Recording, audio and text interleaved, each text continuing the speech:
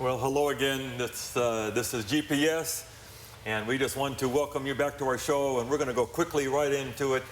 We ended our last show wrestling with an issue of how does the whole theme of apocalyptic and Revelation as apocalyptic fit into our current world of movies and literature and comic strips and all of that. So I just want to introduce our people real quick. We don't always do that, but make sure that you will know who they are. So here's Dr. John Pauline. Now, you have written about Christianity and secularism. Tony Werfel is a young adult pastor at our church, preaches at our contemporary service most of the time. Literature major, taught English for years, so this is on your world here. And here is art major and 1,000 other things. Our youth pastor, Sarah May Cologne, at our church. So we were wrestling when we finished the other show about how this archetype of great controversy and evil and good and evil and empires and all of that fits into our contemporary world. And we talked about Lord of the Rings or Matrix or whatever. Even Harry Potter. How do you even talk about Harry Potter in this? But you were talking about Harry Potter. That was you. Well, it came up before I brought it up, but yes. Christians have a hard time with Harry Potter because it uses witchcraft. Mm-hmm. But did truth, even corrupted as it may be, end up in some of these places in modern movies? And sometimes I watch the ocean movies and you begin to see parallels, or Titanic, and people are making choices. There's all kinds of parallels. Does God allow this? Can God use it? That people will watch a Matrix movie and then all of a sudden have this underlying picture of a battle. And when they hear the gospel, they'll connect the two, and that's a doorway into truth. I don't know where you want to go with this. Anyway, there's some questions. I wanted to make the observation, too, that someone that I studied literature, taught it for many years, and I'm a Christian. I believe the message of Jesus, and I find it restoring my life and everything I do. And so I can tell you that almost always, whenever I read a piece of literature, I cannot help but see elements of the Jesus story because it's what saturates my life. Mm-hmm. And so no matter where I'm going, no matter what experience I have, whether I'm just so angry in traffic, I will have a moment of humanity where I think, oh, wow, I should not have done that. The Jesus story compels me to do otherwise. And so even when I'm reading a piece that someone might deem evil or those kind of things, I can still see the conflict between good and evil there. And I can say, you know what? In my story, in the real story going on in this world, good wins. The Jesus story wins. And, so no matter what I'm reading, me being a Christian, that story saturates all of the stories. And it becomes a filter. Yeah. Yes, very good, very good. And I was just going to add in, I think I know for me, because I was an art major, I love it when things come to life and become visual, as opposed to the stagnant conversation that sometimes people deem worthy, because it's the proof points. I think for me, the fun part of Marvel or DC or these comic books or these storylines is watching people struggle with things that I struggle with, maybe on a different scale, or maybe not the exact thing, but having a relatable aspect of it. And that's what I think sucks people in, is finding a connecting point that makes sense to them and it coming to life in front of them. And yes, they're not going to be able to do all these crazy things that are in these books, but at the same time, they're starting to realize that we all have a thing that we're fighting for, or we all have something we believe in so much that we're going to go through with it no matter what. And whatever that is for you, go for it. So it's like a motivational speech, if you will. There's a line that says, all truth is God's truth. And if it's truth, it's truth. Even if it's buried or corrupted down the line. There are people who study Chinese characters, the pictorial words, and the way they're pronounced and the way the picture is shows a rootedness in Hebrew God concepts from thousands of years ago. And so you'll say, how did that get there? Why do many cultures use the word Sabbath in their name for Saturday? Why are there creation epics and flood epics if there's not some archetype at the beginning that kind of flows down through the history? Go ahead. And maybe a better question that we as a culture should start asking is not where is God, but where isn't God? He saturates everything. No matter where it is, there's still an element where we know Satan cannot create. And so it's always just a distortion of some kind of truth. That's just truth. Start looking deep enough and you're going to find the truth behind a lot of things. And I wonder if God can't use that. Is that it? One person wrote that God is stringing Christmas lights, and then eventually he'll turn it on. But in these moments of literature or music or art, or these are the prophets of our world, and they have some truth, they don't have all the truth. And then God at some time, it'll link up and say, oh, and they'll make Matrix, or they'll make Lord of the Rings, they'll make these connections, and they're ready for the gospel. And God uses even that, even if it wasn't his total purpose, and we don't agree with all of it, there is a way that he's going to use that and then redeem it for himself. Now, I think a question that many of our viewers may have in their minds is, why are we talking about these things on a program like this? Shouldn't we, aren't there dangers in watching these things or reading these things? The answer is absolutely yes. In everything that happens in this life, there's good and there's evil at play. Christ and Satan are at work in every church, in every institution, in every movie, in every human effort. You're going to have some noble things and some other things mixed in. The question, I think, to answer is, there's basically two types of Christian, according to Jesus. There's the fortress Christian and the salt Christian. And he offers these two options. The fortress is somebody who's shaky in their faith, who's afraid they might get deceived, afraid they might lose their way. Put them in a fortress, make sure they don't get the bad influences so they can maintain their faith. And there's nothing wrong with that. Jesus affirms it. There's a lot of people that need to be protected, especially children. That's why we put our schools out. Absolutely. Children need that kind of protection, you see. But then comes evangelism.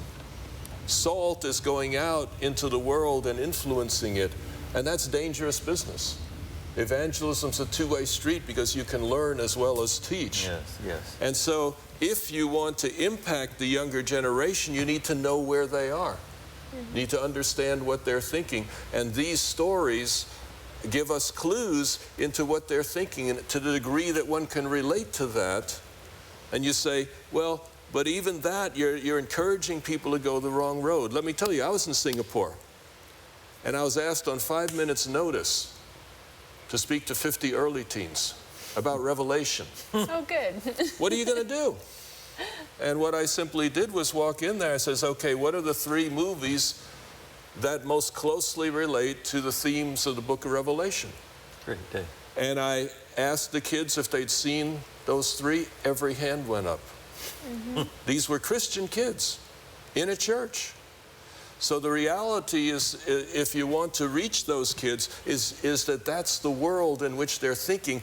It's a world that Revelation speaks to. Right. But if we read Revelation from our grandpa mentality, it's not going to connect, because we are connecting to stories of our generation that we thought were okay. Well, and let me interrupt. It doesn't mean that everyone needs to go and watch every single Marvel movie and DC movie and Harry Potter and everything. This is far from what we're saying. I think it's just that if you want a connecting point with people, ask them what the story is that impacted them and why. Yeah. And they'll tell you very excitedly the entire story, and they'll even make sound effects, and you'll have watched it just by watching your child or grandchild. And then you open up a dialogue as opposed to immediately say, nope, that's not safe. Nope, you can't do that. That's where barriers start being created. Jesus used the story of the rich man and Lazarus. Absolutely. We don't take every detail in that story as straight, ultimate truth. But Jesus takes a story and he takes the truth out of it and discards the corrupted parts of it and makes sense. Paul talks about, as our poets said, as your poets say, and he quotes those poets. He's not affirming everything they ever said or did, but he knew those poets, and he could take his message. He said, I'm not afraid. He would go to Mars Hill and debate Christianity with the philosophers. Right. Not afraid to walk on the streets. In Revelation 2, it says, I know where you are. You are where Satan has his throne. You are where Satan's seat is, and yet you are true to my name. Right. So it is possible to be in the middle of a world of culture and still be pure for God. Well, and I think that's why parables are so powerful throughout the New Testament, is it's a connecting point for people to be able to see something that they can understand and connect to in their time, as opposed to an Old Testament scripture. And so Jesus brings it to life for them and helps them have a connecting point to hold on to. And I think that's what we need to create for our next generation, is something to connect with. I'd have to say, I have never seen Harry Potter. I have never read any of the books. I haven't even gone on the theme park ride, okay? But I know that's what kids are talking about. And when you realize that, if you're a parent or a grandparent, you're saying, why can't I get my kids to read the Bible and so on? Well, start with where they are. And I say, well, what is this Harry Potter stuff all about? What's the story? Why is it so fascinating to you? You see? And let them share that, and then you have the opportunity. Now you're being introduced into their world. You know, Christians complain, why aren't the young people in the church? Well, they're not in the church because we're not in their world. Why should they come into our world if we're not interested in theirs? And the church has become far removed from reality. Yeah. In a lot of senses. In the minds of the youth, the church is not living in reality. And so I think if we wish to reach a younger generation, then we have to at least be able to listen to those stories and then connect them with the scriptures as God gives us. Which I think is what John is doing here. Yeah.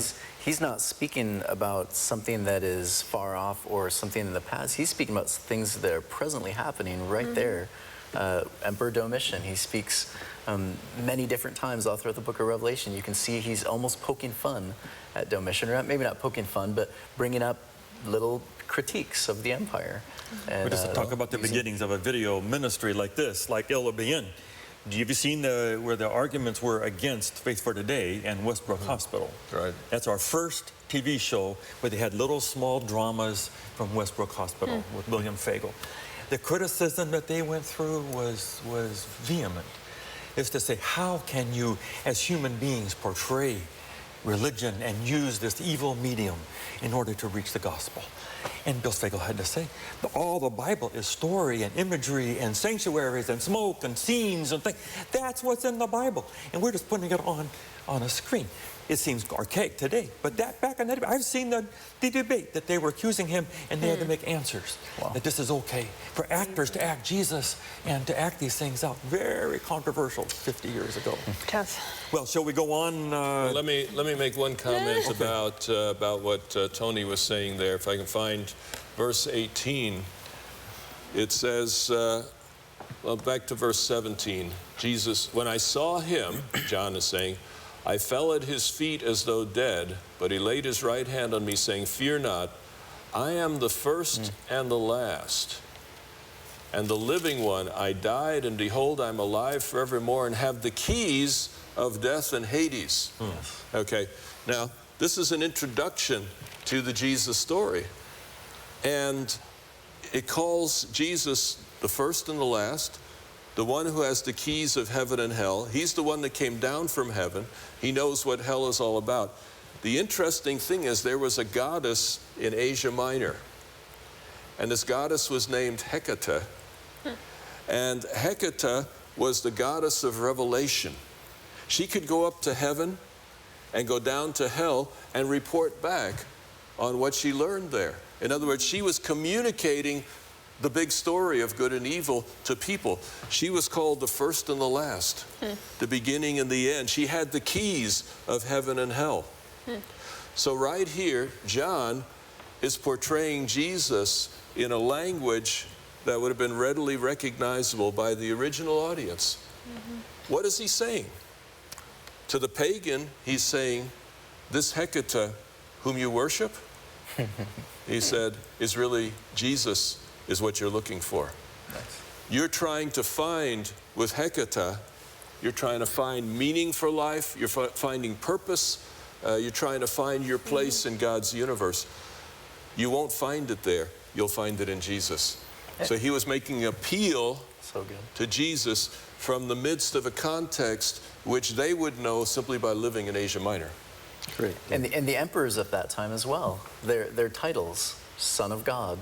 And many of the stories, they would rise again, and they would bring with them this reign of peace and prosperity. Of course, with Rome, peace and prosperity meant we're going to take everything you have and demolish it. Everything. And your city will be silent because there's nobody left. But yeah, the emperors are saying this very similar thing. Interesting. The bottom line is every one of us is trying to find meaning, purpose, peace, connection with God. We look for it in possessions. Bad choice. I mean, shopping satisfies for a day or two, but that's it. You know, new cars even get scratched. You know, man. We look for it in performance. You know, man, if I could get a PhD, then I'd be somebody. If I could be president of the company or of the church, then I'd be somebody. We look for it in other people. You know, well, I know so-and-so, and they know the president. And we look for meaning in these ways, but they don't really satisfy. And the testimony of Scripture is only Jesus can truly fill the hole that's in our lives. Whether we try to fill it with Hecate, or whether we try to fill it with drugs, or with money, or with success, or with great friends, ultimately it won't fully satisfy. Jesus is the only one that can do that. Great, great. And it's interesting, this is kind of a stretch, I Message. suppose. I'm reading a book right now called Stumbling on Happiness. And it's, you know, he's like kind of debunking what everyone thinks will bring joy to people. And it's interesting, I've only read like a chapter and a half, so I could be totally messing up the entire book. But the thing that was interesting to me, it was talking about the presentness, is living in the present. And so many people think that if they do all these things, they can be happy later. And they keep putting off happiness. And so they're never able to get to it. Because if you win a free meal, you save it for later. And though you get to look forward to it, you're not able to experience it in that moment. And in some senses, you're taking that happiness away from yourself. And so you're almost resenting it. It's just weird. But I was thinking while you were talking about how people are trying so hard to find something and they're reaching so far, but yet they're also holding it kind of at arm's length and not allowing themselves to experience it in the present. And so like even when we read Revelation or when we talk about God, it's always a distant thing. It's never a very present active thing that's happening currently. And I think that's the danger that we get into when we talk about apocalyptic and we talk about history and stuff like that. It's always removed from us. And we don't always allow it to permeate into our now. Is that how movies function? What? In a sense that people And we're back. no, isn't that how people like them because you can explore an identity? You know, you can identify with a character, you can explore being part of that story, but it's still at a distance. That's what I'm hearing you saying. Does that make sense? Right, and so you're always kind of just one step removed from everything, and I think we like to keep it that way even now because it's safe. And so I don't know if I can segue just a little bit to the visual. I wanted to hear you talk about this. There's a very visual description here. I have been to cathedrals in Ukraine and various places where every inch of the church is filled with artwork. I've had Orthodox people come to my church when I was pastor at last year or wherever.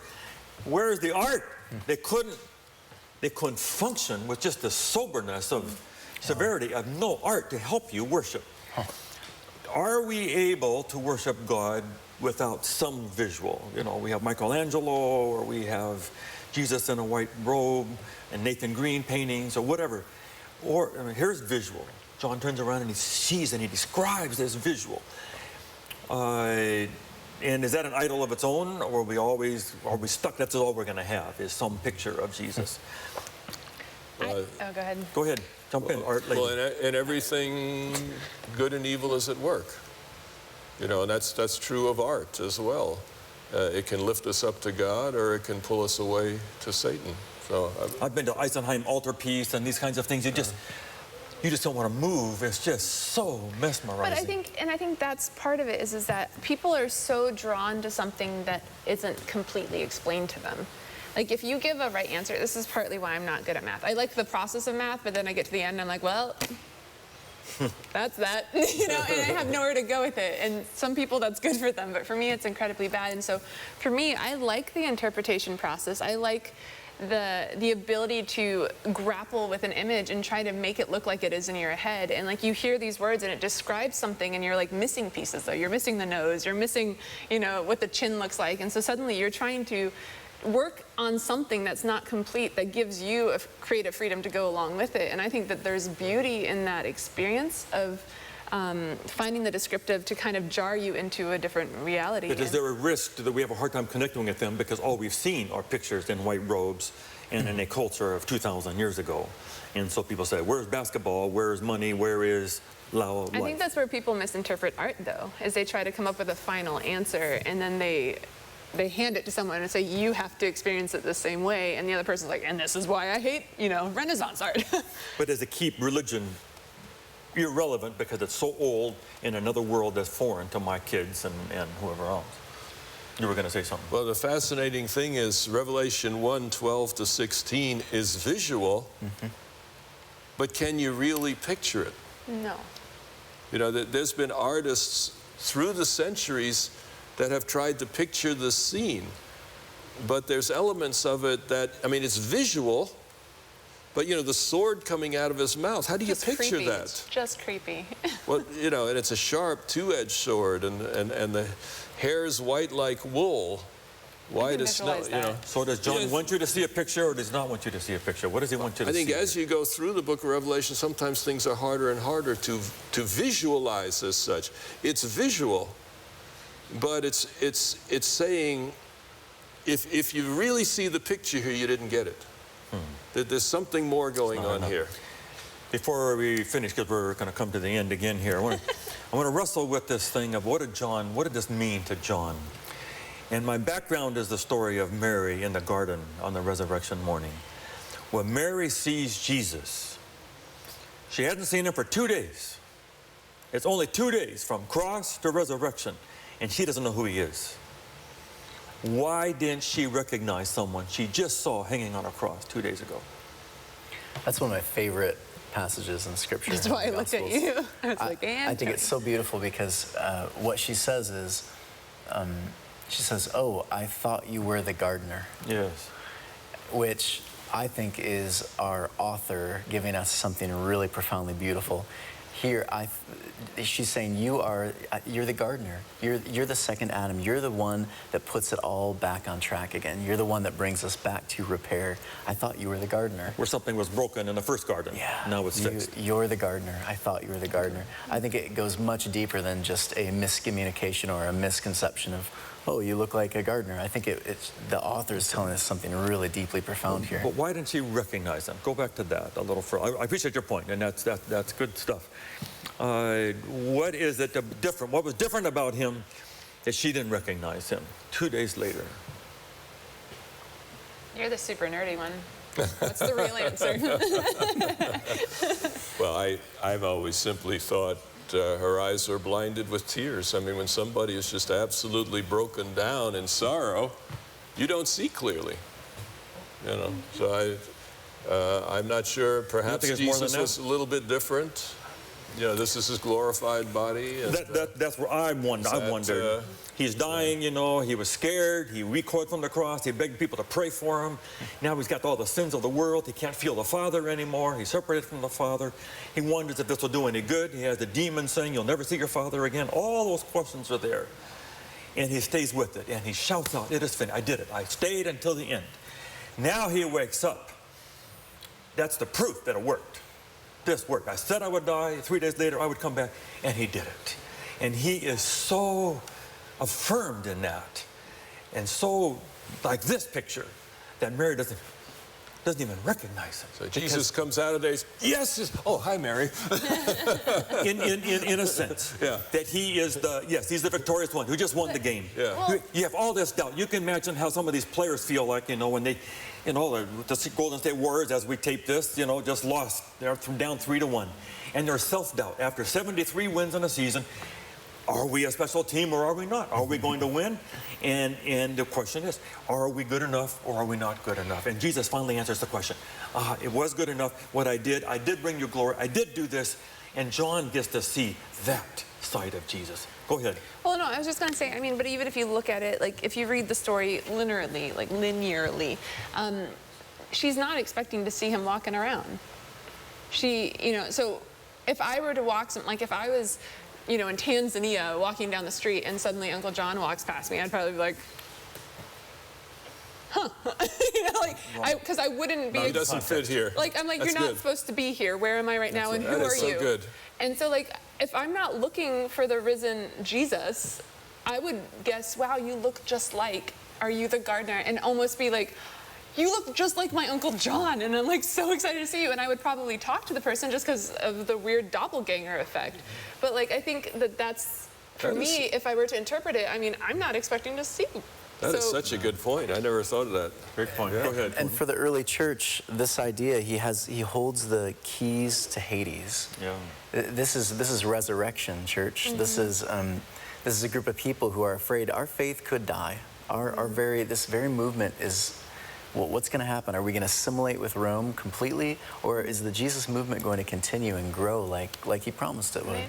And so he holds the keys to death and Hades. That's a picture that, yeah, you can't draw that picture, but you can experience that picture. Right. And I think that's you experience that because it's a movement. And I always liked that statement because for me it was always a freeing from the concept of being damned to hell. You know, it's like he holds that freedom of the negative and the oppressive and the squishing down and the, you know, that. And that's what's going to change things. You know, it's not just even just the heaven, it's the freedom from. Well, since I didn't know about that maybe he wasn't on there for suffering and for punishment, you know, I thought he was there because he was punished, as we talked in the last show. So to me, I've always wondered if this was an encouragement to John, that God just said, you know, here's John has gone 50, 60 years without seeing Jesus. He's lived all over the world. He's the last one. All his fellow apostles have died. Now he's banished, or whatever reason he's out on this island.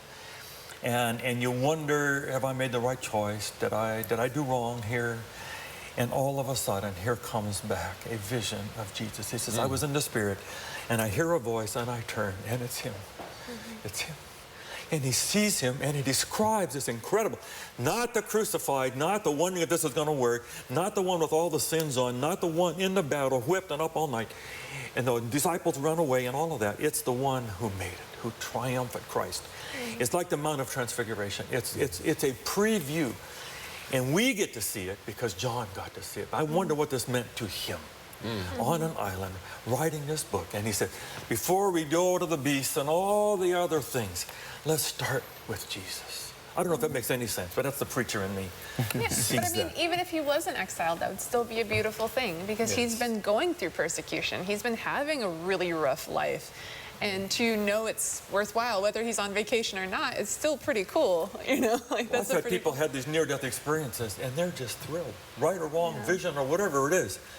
They just say, Pastor Dan, you know, I was sick and I was scared and I was hurting, and all of a sudden I was on my way to heaven and I saw Jesus. He was right here at my bed, Pastor. I've had those stories told me. Hugely meaningful. Well, this is the best ever, is to see Jesus and just say, we did not make the wrong choice. We're not here at the end of a century with Rome and empires and all kinds of other powers. Our side is going to win, and he does have the keys. Anyway, I think it's a wonderful affirmation here in the prologue to get the book started. Well, we know how John reacted to this. It says in verse 17, when I saw him, I fell at his feet as dead. In other words, he was just... We would say blown away. He just crashed. I mean, it's like face forward. He just pitched right down there on the ground. He was just so overwhelmed. But the interesting thing is Jesus says, fear not. We won't believe that he's God unless he really shows off his glory, you know? But when he really shows off his glory, we're terrified. So that's God's dilemma in knowing how to reach us. Great but point. The bottom line, he says, don't be afraid. As glorious as I am, don't be afraid. Don't be afraid. What a great point to end on here today. Thank you for being with us. My friends here, we will not always have the same four. Dr. Tonstad couldn't be here this time, so Tony has filled in. But maybe we'll make more spots and just have you all the time. It's been fun to have you, Tony. Thank you for having as me. often as you can be here. Love, reads all the time, Book of Revelation. Thank you for being with GPS today. We're having fun with it, but hope you'll just make it part of your weekly routine. Open up the Book of Revelation, verse by verse, right through the book. God bless you.